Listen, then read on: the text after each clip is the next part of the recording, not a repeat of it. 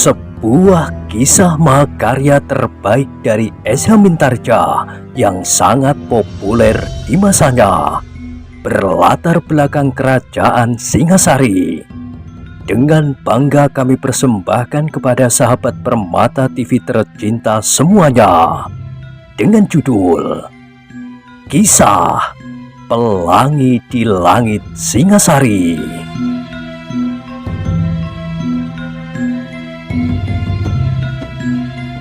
Pada kesempatan yang sangat baik ini, kita masuk pada episode yang ke-306.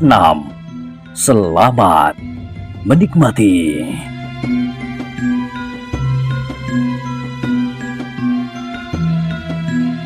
Pada episode sebelumnya telah diceritakan, demikianlah maka ketiga utusan itu telah mengemban suatu tugas yang penting untuk mencari seorang perwira pengganti Witantra. Ketika ketiga perwira itu memasuki padang karautan, pakaian dan seluruh tubuh mereka telah basah oleh keringat setelah mereka berkuda untuk waktu yang panjang. Sekali-kali mereka harus berhenti memberi kesempatan kuda-kuda mereka meneguk air dan sekedar beristirahat. "Hei, apakah kira-kira jawab Maisa Agni?" bertanya perwira itu. Salah seorang kawannya menyahut, "Hanya orang-orang yang aneh yang menolak jabatan ini. Apalagi kalau orang itu memang memiliki kemampuan. Meskipun bagi Maisa Agni jabatan itu terlampau melonjak, tetapi karena ia adalah saudara tua Tuan Putri, maka hal itu mungkin saja terjadi. Dan Maisa Agni memang seorang yang luar biasa," sahut kawannya yang lain. "Ia berhasil mengalahkan Witantra di arena, dan dengan demikian jabatan Witantra itu telah ditinggalkannya. Tetapi untuk menjadi seorang pemimpin, ia harus memiliki beberapa kemampuan. Bukan keunggulan itulah satu-satunya syarat yang harus dimilikinya," berkata yang pertama. "Tetapi itu adalah syarat yang terpenting bagi seorang perwira tertinggi."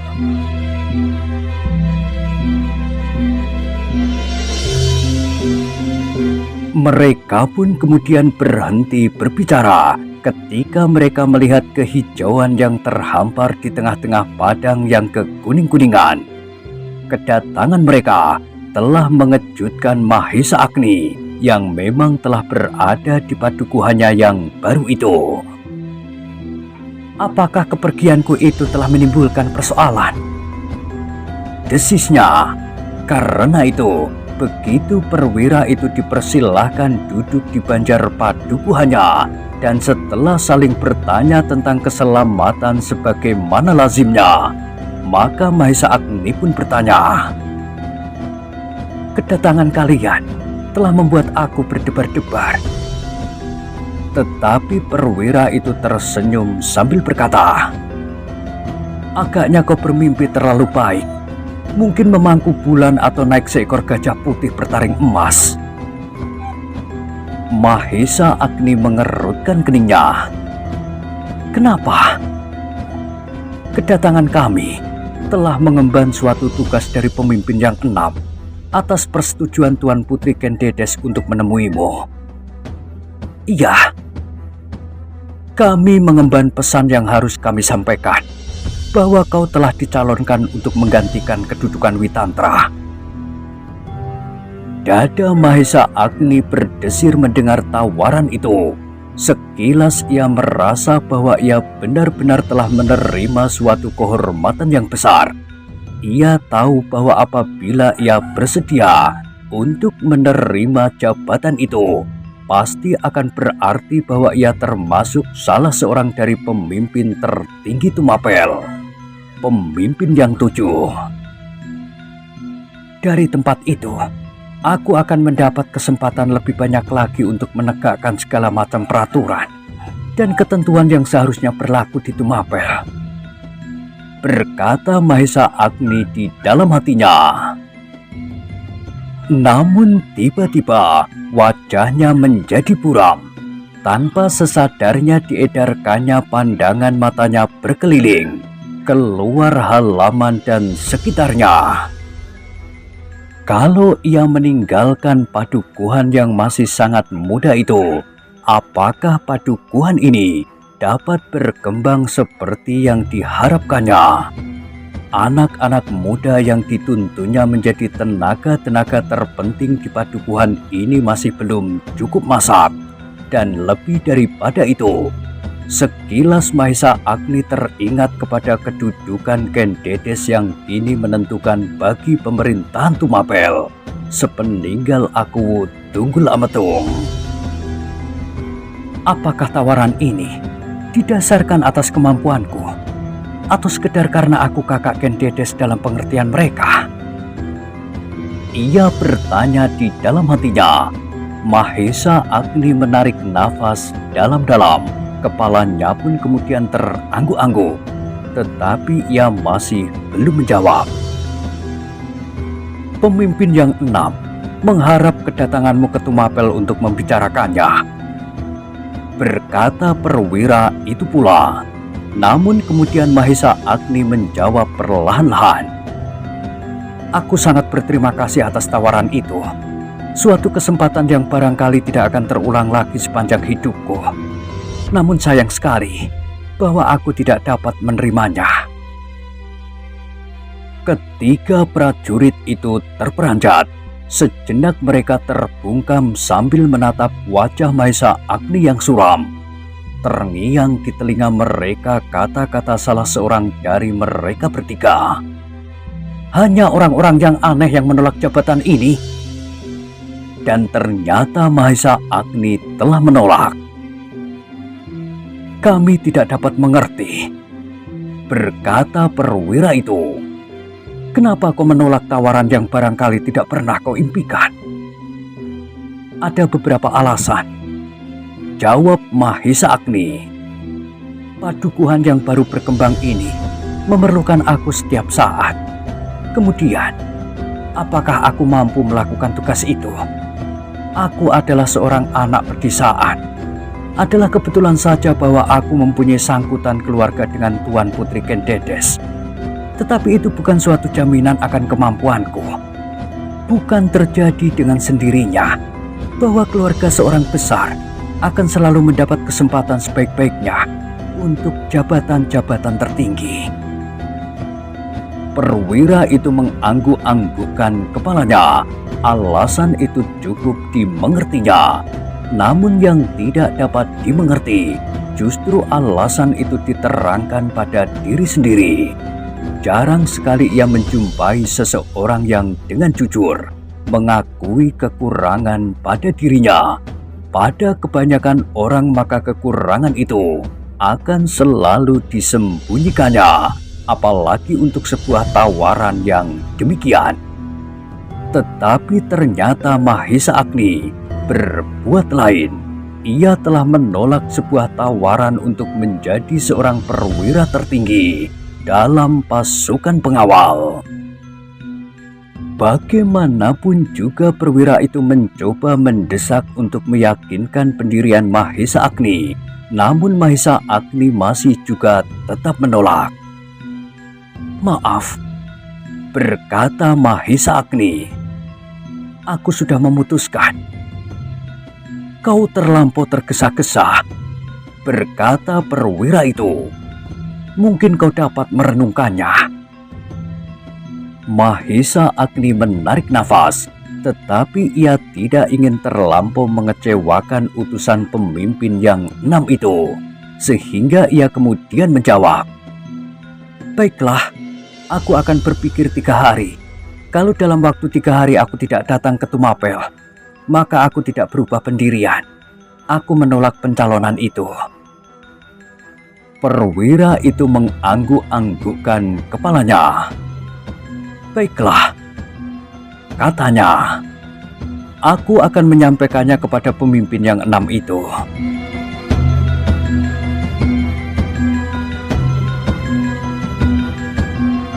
Demikianlah Setelah mereka bermalam satu malam, perwira dan kedua kawan-kawannya itu pun meninggalkan padang karautan.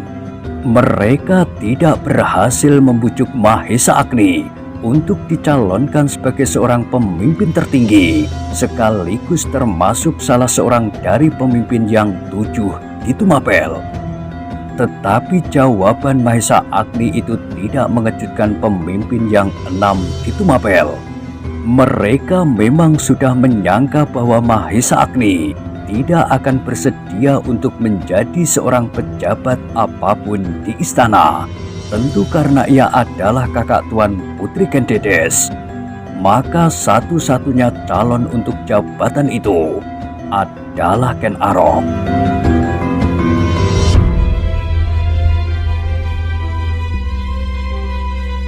Tidak ada orang lain yang dapat memenuhi banyak syarat seperti Ken Arok, meskipun tidak berarti bahwa Ken Arok adalah seorang yang sempurna. Akhirnya keenam pemimpin itu pun menyampaikannya pula kepada Tuan Putri Ken Dedes bahwa Mahesa Agni telah menolaknya. Sampai waktu yang 3 hari telah lampau, Mahesa Agni sama sekali tidak datang ke Tumapel. Dan itu berarti bahwa Mahesa Agni tetap berada dalam pendiriannya. Mendengar laporan para pemimpin itu, Ken Dedes mengangguk-anggukkan kepalanya. Ia mencoba menemukan alasan buat dirinya sendiri bahwa ia tidak dapat berbuat lain kecuali menerima pencalonan Ken Arok. Satu-satunya. Bukan aku yang telah menunjuknya, ia berkata di dalam hatinya. Aku tidak dapat dituduh menyalahgunakan wewenangku untuk memilihnya. Namanya telah dicalonkan oleh pemimpin yang 6, dan aku tidak mempunyai pilihan setelah Kakang Mahesa Agni menolak. Kami segera memerlukan keputusan, berkata salah seorang dari pemimpin yang 6 itu. Aku memerlukan waktu sepekan, jawab Ken Dedes. Para pemimpin itu mengangguk-anggukkan kepala mereka. Mereka menyadari bahwa Ken Dedes harus mempertimbangkannya masak-masak. Jabatan ini langsung menyangkut lingkungan terdekat dengan dirinya di samping para pelayan dalam. Namun pada umumnya, kemanapun ia pergi, maka pemimpin pengawal itu pun selalu mengikutinya, apalagi apabila ia pergi keluar dari istana. Baiklah Tuan Putri, kami menunggu titah Tuan Putri. Semakin cepat semakin baik bagi kami. Dengan demikian maka lingkungan kami pun menjadi lengkap, berkata salah seorang pemimpin yang 6 itu pula. Iya, aku telah memberikan batas waktu. Mudah-mudahan aku dapat bekerja lebih cepat. Sepeninggal pemimpin yang 6 itu, mulailah dada Ken Dedes bergolak. Ia bersyukur bahwa pilihan pemimpin yang 6 itu jatuh kepada Ken Arok, tidak kepada yang lain.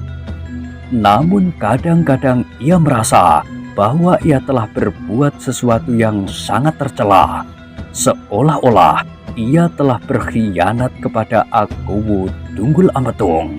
Apalagi sebenarnya lah bahwa Ken Dedes telah mulai mengandung, dan putra yang akan lahir itu adalah putra Akuwu Tunggul Ametung. Namun akhirnya Ken Dedes tidak dapat menghindarkan dirinya lagi.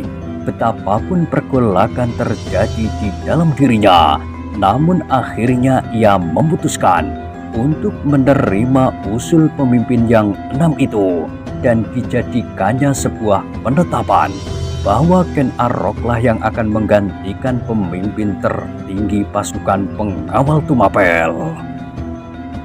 Namun sebelum waktu yang sepekan itu habis, Ken Dedes masih belum menyatakan keputusannya itu. ia masih menyimpannya dan masih meragukannya, apakah pendiriannya itu tidak akan berubah lagi?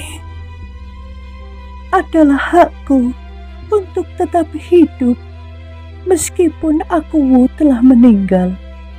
Tidak seharusnya aku pun ikut membeku di dalam hidupku.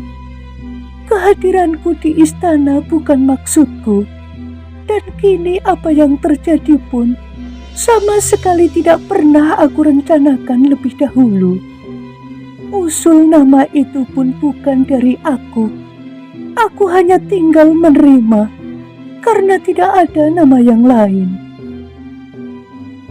Setiap kali Ken Dedes berusaha membela dirinya, apabila dari dalam dirinya pula terlontar berbagai macam tuduhan dan sebutan, maka pada pekan berikutnya, pemimpin yang 6 telah menghadapnya lagi. Mereka berharap agar Tuan Putri Ken Dedes itu mengabulkan permohonan mereka. Apalagi Ken Arok yang telah dihubungi menyatakan, apabila tidak ada orang lain, apa boleh buat? Apakah Ken Arok sendiri bersedia? Bertanya Ken Dedes. Para pemimpin itu menyampaikan apa yang pernah mereka dengar dari Ken Arok. Pada dasarnya, ia tidak menolak Tuan Putri. Sampai saat yang terakhir, Ken Dedes masih tetap ragu-ragu.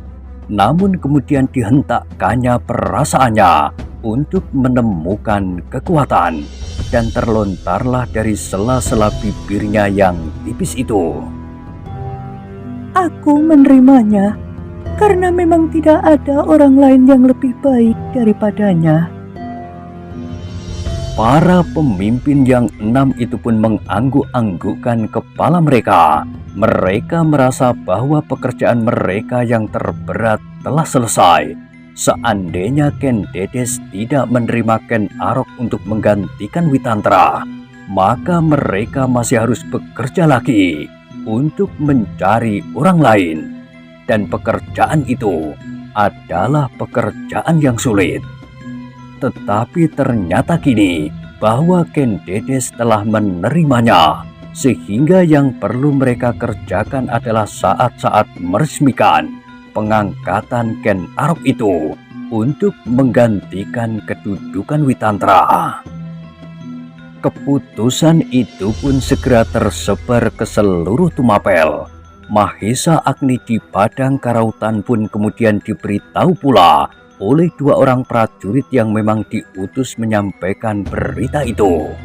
Bahkan kemudian Panji Bojong Santi, Mahendra dan Witantra pun mendengarnya pula. Ken Arok, desis Witantra. Iya, anak muda itu, sahut Mahendra.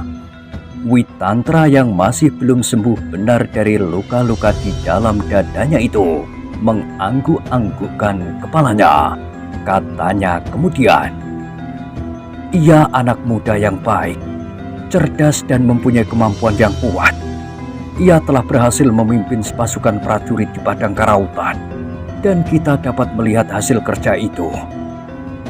Mahendra mengangguk-anggukkan kepalanya. Mudah-mudahan ia dapat menunaikan tugasnya yang baru. Mudah-mudahan tidak ada perwira-perwira yang lebih tua daripadanya, baik umurnya maupun pengalamannya, yang merasa tersinggung karenanya. Tetapi ia telah banyak membuktikan kemampuannya. Witantra menarik nafas dalam-dalam. Kini ia telah benar-benar tersisih dari istana. Itu adalah akibat wajar dari kekalahannya. Ia sudah harus dianggap mati. Aku tidak mengerti kenapa Mahesa Agni menolak tawaran itu, desis Mahendra kemudian. Witantra mengerutkan keningnya. Ia pun mendengar pula penolakan itu. Tidak mengejutkan, berkata Witantra. Mahesa Agni bukan seorang yang menginginkan segala macam jabatan.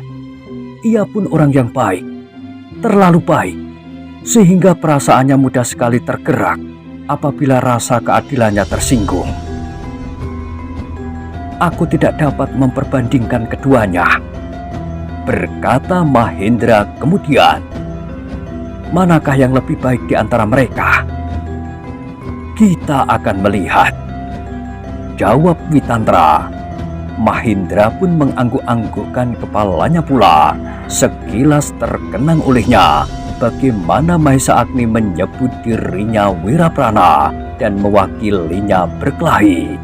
Memang benar kata-kata kakaknya.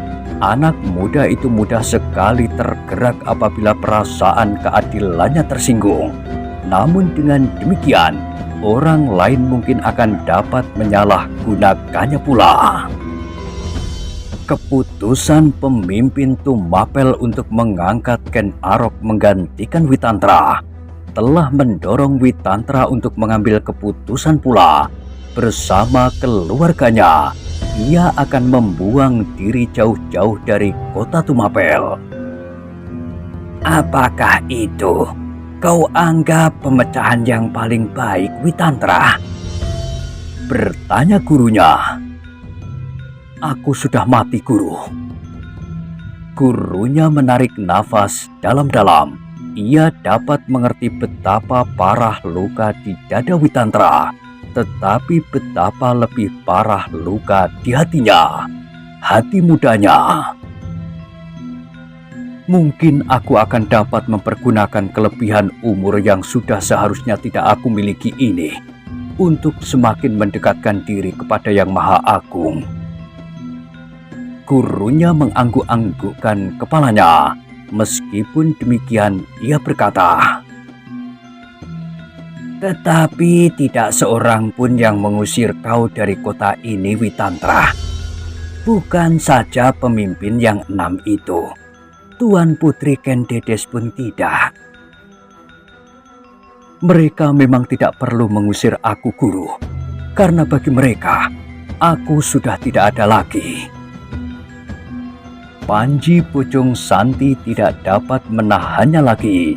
Betapa pahit perasaan orang tua itu. Ia merasa kehilangan muridnya, 2 orang sekaligus. Tetapi ia masih mengharap bahwa pada suatu ketika Witantra akan bangkit kembali setelah luka hatinya itu berkurang. Demikianlah, maka menjelang peresmian Ken Arok yang diangkat untuk menggantikannya, Witantra pergi meninggalkan Tumapel. Dari gurunya ia mendapat petunjuk untuk pergi saja ke utara, sehingga pada suatu ketika ia menemukan sebuah hutan yang rindang. Kau dapat membuka hutan itu, Witantra. Daerah itu didiami oleh orang-orang yang masih jauh terbelakang. Mungkin kau akan mendapat sedikit kesulitan dengan mereka, tetapi kau akan segera dapat mengatasinya. Orang-orang itu jarang-jarang sekali berhubungan dengan lingkungan yang lain. Baik, guru, aku akan mencoba bergaul dengan mereka.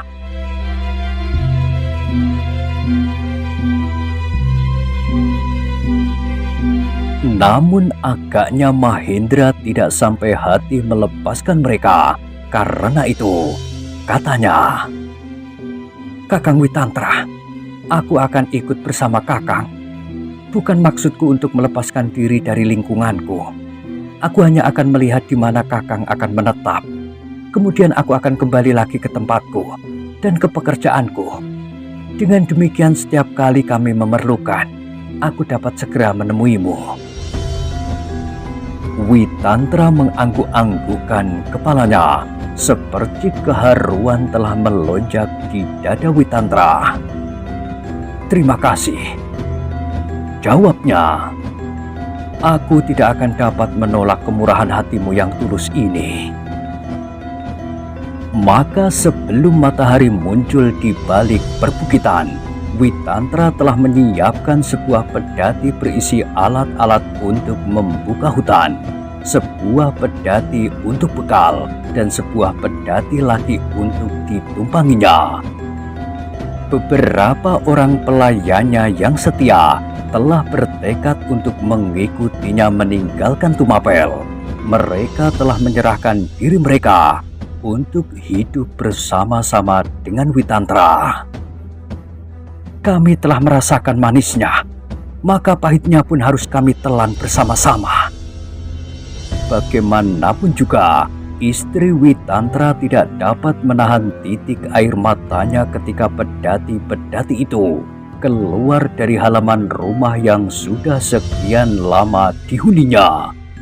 Batang-batang pohon buah-buahan, pohon bunga-bungaan, dan taman serta belumbang ikan yang selama ini dipeliharanya, dan kini semuanya itu harus ditinggalkannya. Witantra menarik nafas ketika ia melihat titik air mata jatuh di pangkuan istrinya, tetapi ia tidak berkata sepatah kata pun juga. Ia mengerti perasaan apa yang bergolak di dalam dada istrinya itu.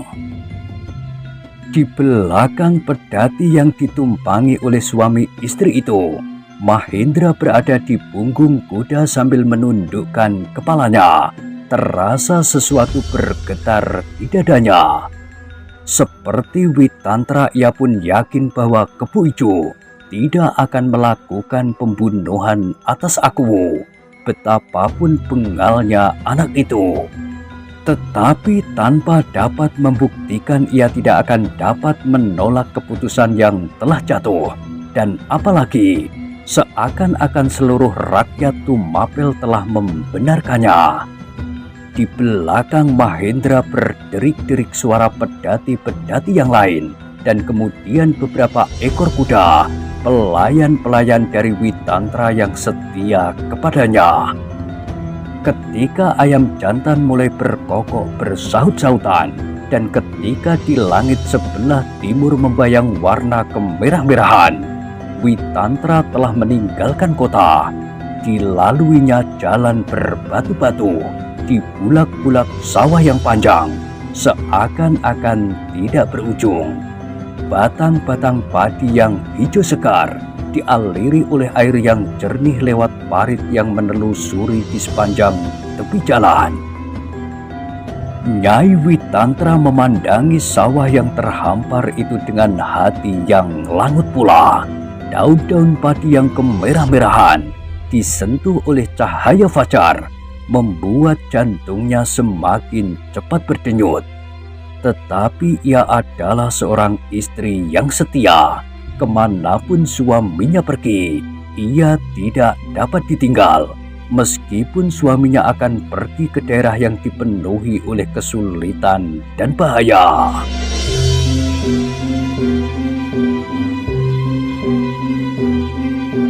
Sementara itu, Tumapel pun sedang sibuk menyiapkan segala sesuatu untuk menyambut hari pengangkatan Ken Arok menjadi pemimpin tertinggi pasukan pengawal. Memang ada 1-2 orang yang merasa tersinggung karenanya. Namun kemudian mereka menyadari bahwa Ken Arok memang telah menunjukkan kelebihan-kelebihannya. Pada saat kesibukan sedang mencekam istana, Ken Arok sendiri memerlukan memacu kudanya pergi ke rumah Witantra. Ia ingin minta restu kepadanya bahwa ia telah ditunjuk untuk mengganti kedudukannya. Ken Arok ingin mengatakan bahwa sama sekali bukan maksudnya untuk merebut kedudukan itu. Tetapi Ken Arok menjadi kecewa ketika ia memasuki halaman rumah Witantra. Rumah itu telah kosong, pintu-pintu tertutup rapat dan bahkan regol-regol yang di samping pun tertutup pula. "Kemanakah isi rumah ini?" katanya di dalam hati. Ken Arok pun kemudian meloncat turun dari kudanya. Dengan hati-hati ia melangkahkan kakinya naik ke tangga pendopo. Dirabanya pintu peringgitan yang tertutup rapat itu. Kemudian selangkah demi selangkah ia menelusur dinding dan turun lagi ke halaman di samping pendopo itu. Ketika terlihat olehnya pintu regol samping, tiba-tiba saja ia tertarik untuk melihat halaman belakang rumah itu. Apakah benar-benar telah kosong sama sekali? Dengan hati-hati pula ia mendorong pintu yang tertutup itu, dan ternyata ia berhasil membukanya. Kemudian perlahan-lahan ia berjalan ke halaman belakang. Ken Arok menjadi berdebar-debar. Rumah itu benar-benar telah kosong. Semua pintu telah tertutup, dan bahkan pintu-pintu longgangan belakang yang menuju ke dapur. Tanpa sesadarnya ia menjengukkan kepalanya ketika ia berhasil membuka sebuah pintu longgangan. Sepi.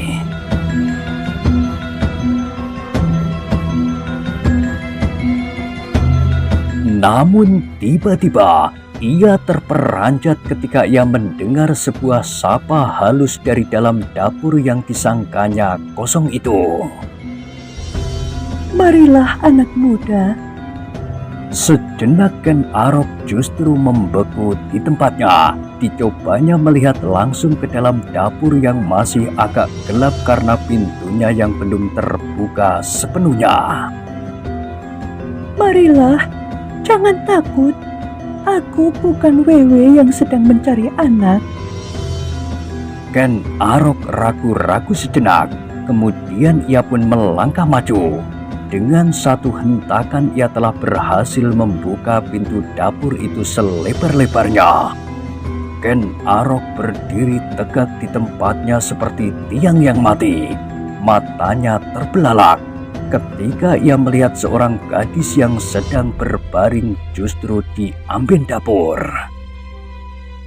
Tanpa bangkit dari pembaringannya, gadis itu tersenyum sambil berkata, Apakah kau mencari aku? Dada Ken Arok menjadi terguncang-guncang.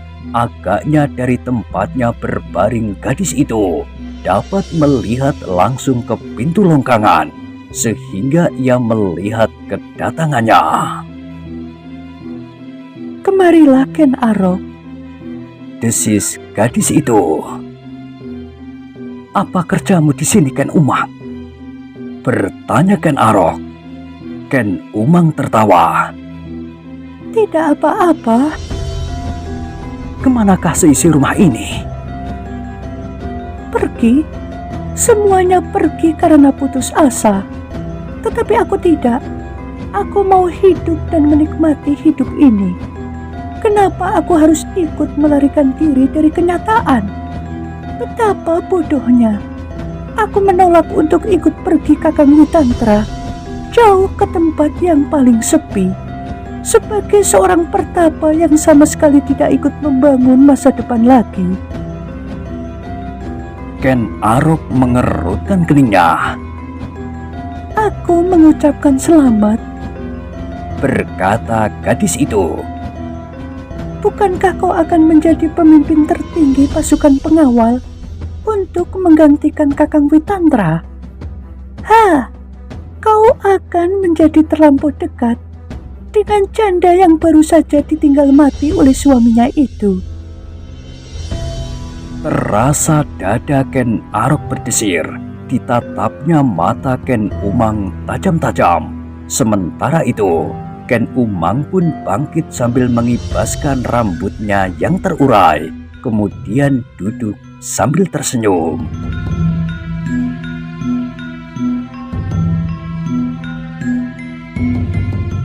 Nah, bagaimanakah kisah selanjutnya? Silahkan ikuti terus kisah Pelangi di Langit Singasari pada episode berikutnya. Sampai jumpa.